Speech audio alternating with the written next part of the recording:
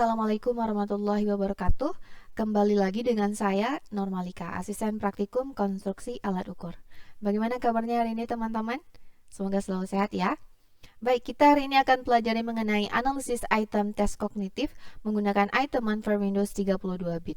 Nah, apa sih tujuan analisis item tes kognitif itu sendiri? Tujuannya adalah untuk mendapatkan data-data psikometris seperti koefisien reliabilitas alat ukur, taraf kesukaran item, daya diskriminasi item, dan efektivitas alternatif pengecoh. Nah, kita akan bahas satu-satu ya. Pertama, apa itu koefisien reliabilitas alat ukur?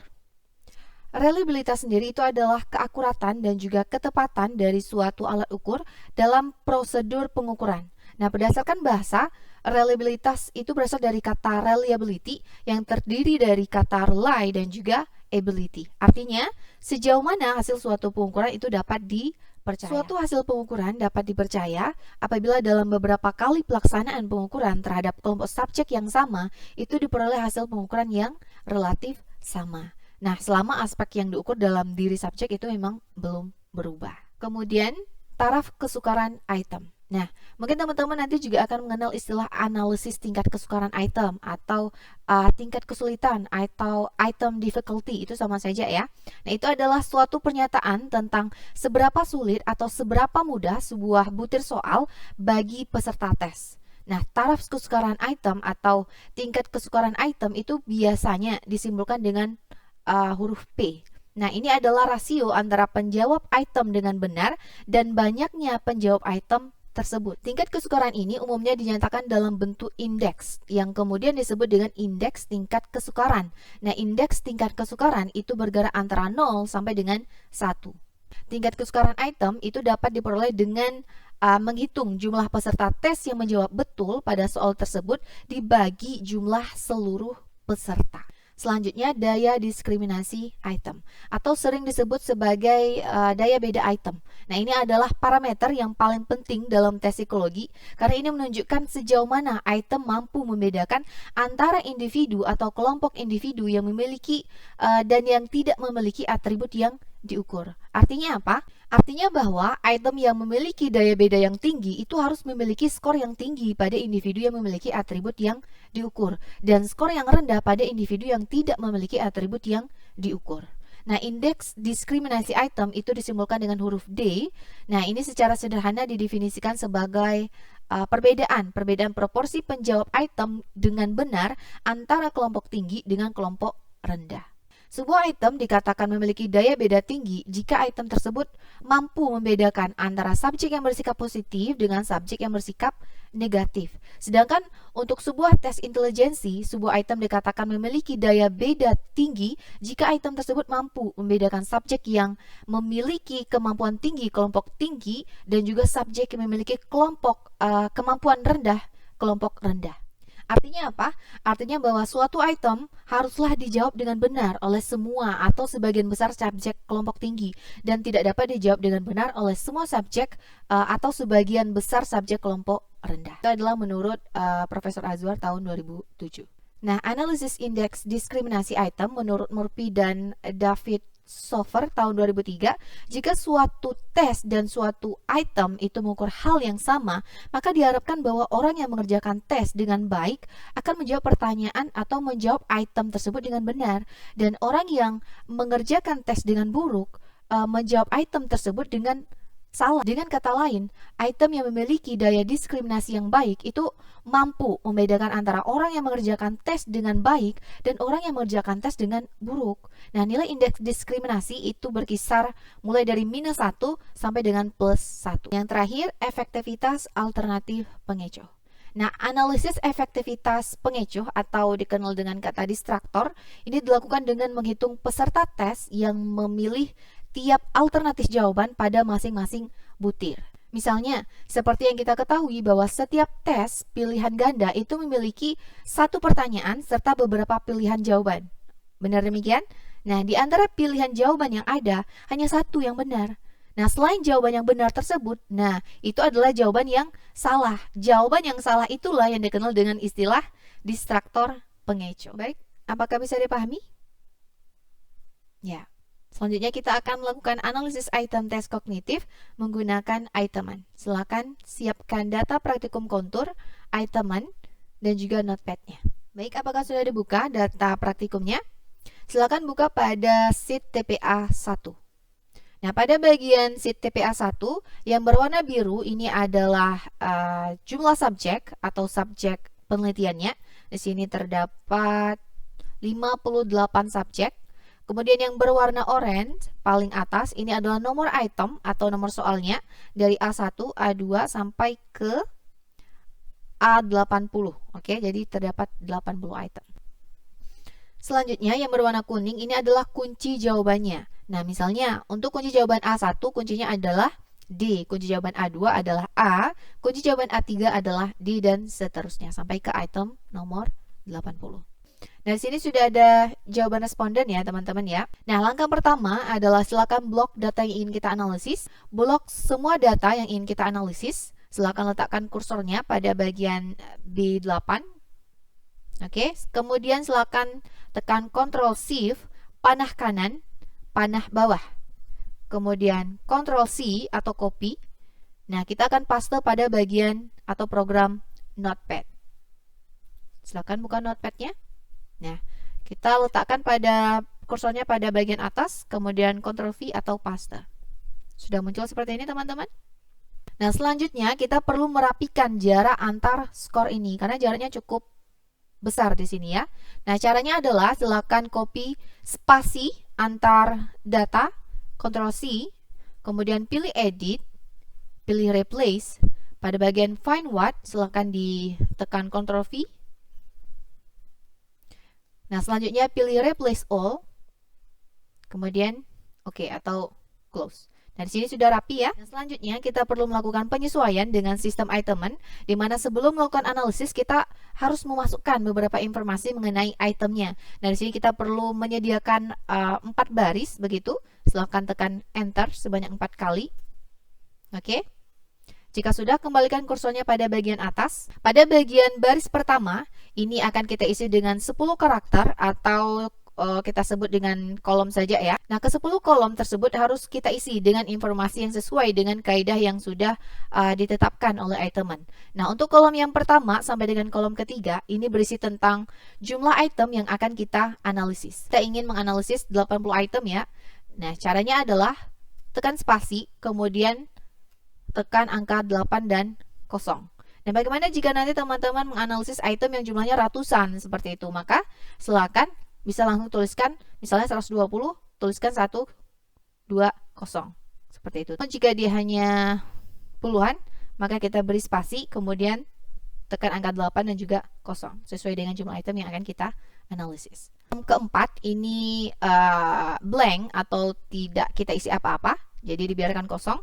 Kita beri spasi seperti ini. Kemudian pada kolom kelima ini adalah kode omit atau apabila ada subjek yang tidak menjawab pada suatu item. Biasanya ini diisi dengan huruf O, bukan 0 ya, tapi O. Selanjutnya kolom 6 ini sama dengan kolom 4, blank saja, dibiarkan kosong. Tandanya di sini kita beri spasi. Dan pada kolom 7 ini adalah informasi untuk soal yang tidak dapat diselesaikan subjek karena waktunya habis. Dari sini kita tulis dengan huruf N atau not reach. Selanjutnya pada kolom 8 ini sama dengan kolom 2 dan 6, kita kosongkan atau blank, kita beri spasi. Kolom 9 sampai 10 ini adalah jumlah karakter data atau identitas subjeknya yang tidak akan dianalisis. Nah, apabila semua data yang akan kita analisis, maka silakan tuliskan angka 0 saja. Oke, salah. 0. Oke, seperti itu teman-teman. Lanjut, untuk baris kedua, ini adalah tempat kita memasukkan keyword scale atau kunci jawabannya. Nah, kita lihat kembali kunci jawaban kita tadi. Nah, kunci jawabannya yang berwarna kuning ya. Silakan caranya sama dengan letakkan kursornya pada bagian yang pertama, kemudian tekan Ctrl Shift panah kanan. Kemudian copy dengan Ctrl C. Letakkan pada baris yang kedua. Ctrl V. Oke, sudah. Jika sudah, kita perlu merapikan seperti respon subjek tadi. Caranya blok spasinya, kemudian copy, pilih edit, kemudian replace. Pada find what kita copy atau Ctrl V dan replace all. Oke, baris ketiga, ini adalah baris yang menunjukkan numbers of alternative atau jumlah pilihan jawaban yang tersedia. Nah, tadi jumlah jawabannya ada berapa? A sampai E, berarti ada 5 ya. Ada 5 pilihan jawaban. Maka kita di sini perlu menuliskan angka 5 sebanyak jumlah item yang dianalisis. Silakan tulis angka 5 sebanyak jumlah item yang ingin dianalisis. Kita tinggal menyesuaikan saja. Oke, seperti ini. Sudah semua? Kemudian baris keempat, ini adalah tempat kita memasukkan kode untuk item yang ingin kita analisis, di mana kode Y atau yes itu untuk item yang ingin kita analisis, dan kode N atau no itu untuk item yang tidak ingin kita analisis. Kebetulan di sini kita akan menganalisis seluruh itemnya ya, sehingga silakan tulis huruf Y sebanyak jumlah item. Seperti ini. Oke, sudah semua? Oke, di sini tadi saya tidak sengaja menekan enter. Sudah rapi seperti ini punya teman-teman? Selanjutnya kita perlu menyimpan file yang sudah kita sesuaikan ini, yang sudah kita rapikan dalam bentuk format DAT atau DAT. Misalnya Ctrl S, kemudian kita pilih bagian file mana yang akan kita simpan. Kemudian tekan misalnya sini saya buat latihan.dat gitu ya.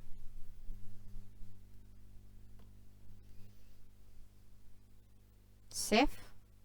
Nah, nanti secara otomatis file tersebut akan tersimpan. Jika sudah, selanjutnya kita akan melakukan analisis menggunakan iteman. Buka program itemannya. Ini ya yang dipilih, yang ada gambarnya. Oke, sudah seperti ini teman-teman.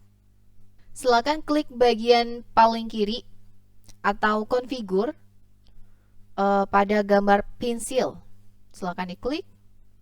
Pada bagian input, silakan klik folder ini untuk memasukkan data yang akan kita analisis, data yang sudah kita simpan tadi ya, yang bentuknya DAT.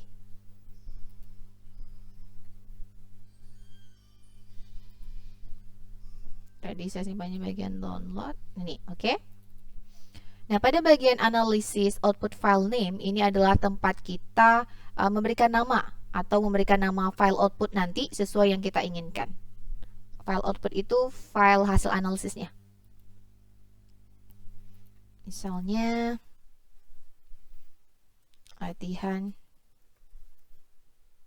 misalnya output Lika. Kemudian pada bagian generate examining scores, ini adalah tempat di mana jika kita menginginkan hasil skor total tiap individu, maka klik yes. Namun jika kita tidak menginginkan hasil skor tiap individu, maka kita klik no. Nah, di sini kita akan klik yes, oke? Karena kita ingin melihat skor total tiap individunya atau tiap siswanya. Kemudian klik option. Ada beberapa pilihan analisis yang akan dilakukan. Ada type of correlation, ini adalah pilihan apakah kita mau mengeluarkan output berupa korelasi poin biserial atau biserial, bisa pilih salah satu. Dan pada ability grouping itu kita jika kita menghendaki dikeluarkan output indeks diskriminasi dari kelompok tinggi dan kelompok rendah, maka kita centang yes. Kemudian pada correct for spuriousness itu adalah koreksi terhadap efek spurious. Kemudian express endorsement, ini merupakan tingkat kesulitan item yang bisa kita pilih apakah disajikan dalam bentuk proporsi atau persentase. Kita klik OK. Kita klik run analysis. Oke. Sekarang kita cek apakah hasilnya sudah keluar. Oke, sudah ya. Output lika.out. Nah, kita buka menggunakan Notepad ya. Oke. Oke, sudah keluar teman-teman outputnya. Selanjutnya kita akan belajar cara membaca hasil output analysis iteman. Baik, berikut adalah hasil output atau hasil analisis kita, hasil statistik butir soal. Di sini bisa teman-teman lihat pada bagian paling kiri ini ada nomor. Ini adalah nomor urut butir soal dalam file datanya kita yang ada di Excel. Kemudian ada skill item. Ini adalah nomor urut butir soal dalam skala atau tes atau subtesnya 0, 1. Kemudian ada prop correct. Ini adalah proporsi peserta tes yang menjawab benar butir soal. Nah, indeks ini juga disebut juga sebagai indeks tingkat kesukaran soal secara klasikal. Kemudian ada poin BISAR atau BISAR. Nah, kalau BISAR itu adalah indeks daya pembeda soal dengan menggunakan koefisien korelasi bisarial atau uji validitas. Kemudian ada poin bisarial, ini juga indeks daya pembeda soal dan pilihan jawaban atau alternatif dengan menggunakan koefisien korelasi poin bisarial. Nah, penafsirannya itu sama dengan statistik bisarial. Jadi, misalnya ada nilai minus 9.000 itu menunjukkan bahwa statistik butir soal atas pilihan jawaban itu tidak dapat dihitung atau hal ini sering juga terjadi apabila tidak ada peserta tes yang menjawab butir soal atau pilihan jawabannya. Kemudian jika teman-teman lihat pada K ini ada tanda bintang, ini biasanya muncul di sebelah kanan hasil analisis yang menunjukkan kunci jawaban seperti itu. Nah, pada bagian check the K ini adalah tanda peringatan untuk mengecek kembali kunci jawaban yang telah kita input sebelumnya. Baik, untuk informasi lebih lanjut saya coba jelaskan bagaimana cara kita membacanya dalam kaidah atau modul praktikum konstruksi alat ukur. Baik, berikut adalah klasifikasi atau kategori taraf kesukaran item dengan kode P menurut NIDCO 1983 masuk kategori sulit apabila nilai P-nya kecil dari 0,3, misalnya 0,2, 0,1, nah itu masuk ke sulit. Kemudian masuk kategori sedang apabila nilai P-nya itu bergerak antara 0,3 sampai dengan 0,5. Jadi kalau nilainya itu 0,3, 0,4, 0,5 itu masuk dalam taraf kesukaran item sedang. Kemudian masuk dalam kategori mudah apabila nilai P-nya itu besar dari 0,5, misalnya 0,6, 0,7 dan seterusnya. Itu masuk kategori kesukaran item yang mudah. Selanjutnya untuk kategori indeks daya beda item atau kodenya D, masuk kategori baik apabila nilai D-nya besar dari atau sama dengan 0,3. Jadi 0,3, 0,4, 0,5 itu masuk ke kategori indeks daya beda item yang baik. Kemudian masuk kategori sedang apabila nilainya itu antara 0,1, 0,2 dan juga 0,3. Itu masuk ke kategori sedang. Kemudian masuk kategori jelek itu apabila nilainya kecil dari 0,1. Oke. Nah, mungkin di sini ada kekeliruan ya. Sepertinya masuk kategori baik itu apabila nilainya itu besar dari 0,3 ya. Jadi di sini tidak ada sama dengan. Selanjutnya, klasifikasi efektivitas alternatif pengecoh. Nah, di sini bisa dilihat nanti pada kolom BISAR atau poin bisarial. Pengecoh berfungsi baik jika seluruh alternatif jawaban selain kunci itu memiliki koefisien korelasi negatif yang tinggi. Kemudian, pengecoh kurang berfungsi dan perlu direvisi bila salah satu alternatif jawaban selain kunci itu memiliki korelasi positif dan atau indeks bisarial atau poin bisarialnya tinggi. Kemudian pengecoh tidak berfungsi apabila lebih dari satu alternatif jawaban selain kunci itu memiliki korelasi positif atau indeks bisarial atau poin bisarialnya tinggi. Nah, bagaimana dengan item yang bagus? Nah, suatu item yang bagus itu apabila semua alternatif pengecoh selain kunci jawaban memiliki koefisien korelasinya yang negatif. Mungkin agar lebih mudah dipahami kita langsung praktek melakukan atau membaca output dari analisis kita tadi.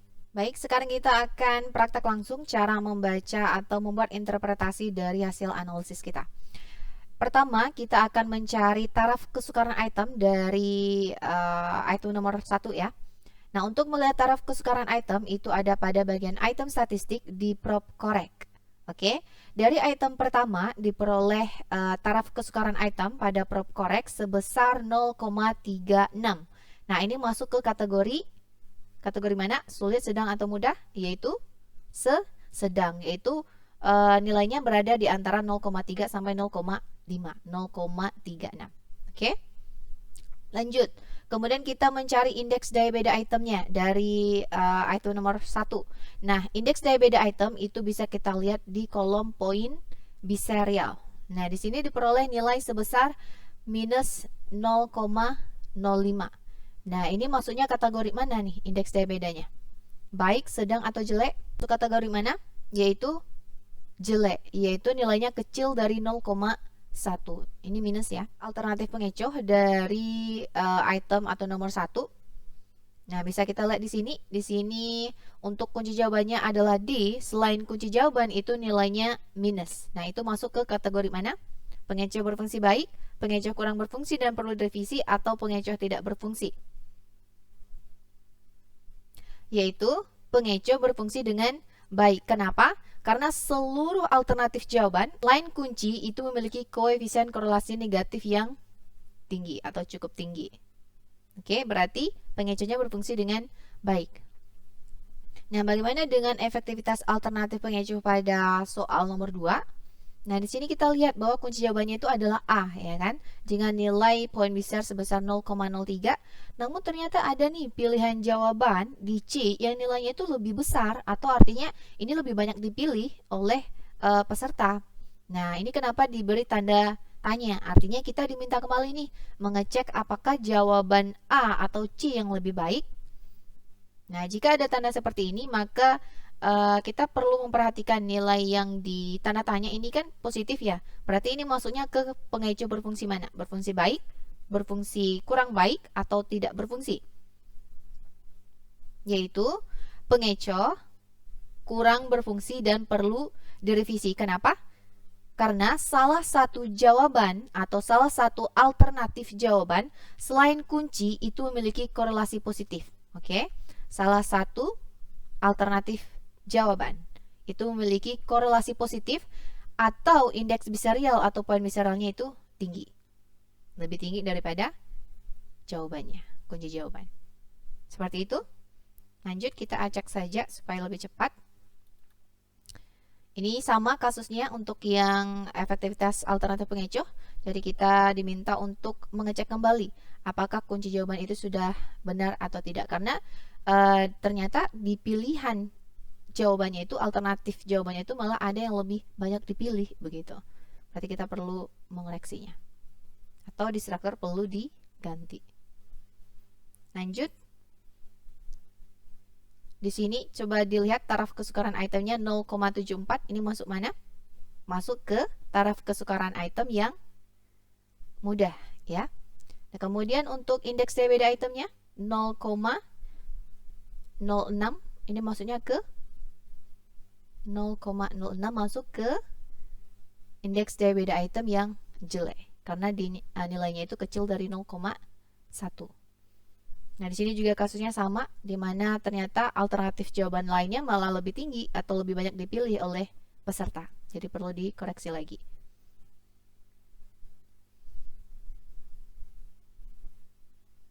Lanjut. Nah, mungkin teman-teman lebih perlu hati-hati ya dalam melihat efektivitas alternatif pengecohnya. Coba kita satu-satu kita bahas supaya teman-teman lebih familiar atau lebih lancar. Di sini kita lihat selain kunci jawaban nilainya negatif, berarti pengecoh berfungsi dengan baik. Nomor 2, di sini ada alternatif jawaban yang nilainya itu positif, berarti pengecoh kurang berfungsi karena ada satu alternatif jawaban yang nilainya positif. Untuk soal yang ketiga, pengecoh berfungsi dengan baik. Nah, ini yang kelima nih contoh pengecoh tidak berfungsi. Kenapa? Karena lebih dari satu alternatif jawaban, ada alternatif C, ada alternatif D, yang memiliki korelasi positif selain kunci jawabannya. Oke, nomor 5 ini pengecoh yang tidak berfungsi.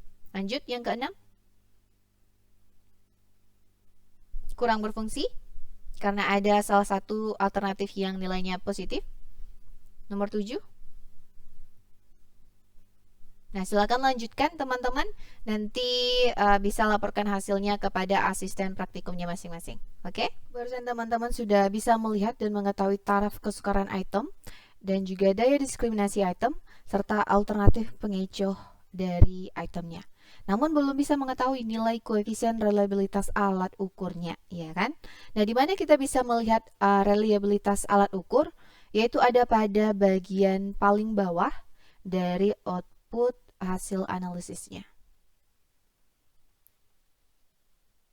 Oke, pada bagian ini ya, yaitu pada bagian skill statistik, bagian alpha. Namun saya akan menjelaskan data apa saja yang bisa kita ketahui pada skill statistik.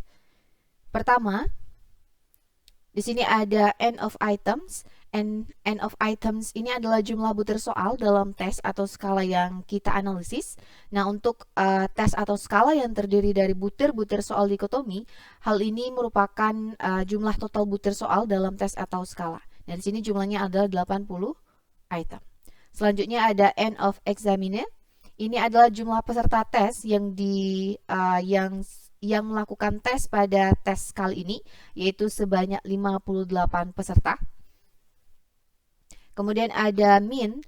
Min ini adalah skor rata-rata peserta tes. Di sini diperoleh rata-rata 51,207. Selanjutnya ada variance. Variance ini adalah varian dari distribusi skor peserta tes yang memberikan gambaran tentang sebaran skor peserta tes. Kemudian ada standar deviasi atau standard deviation.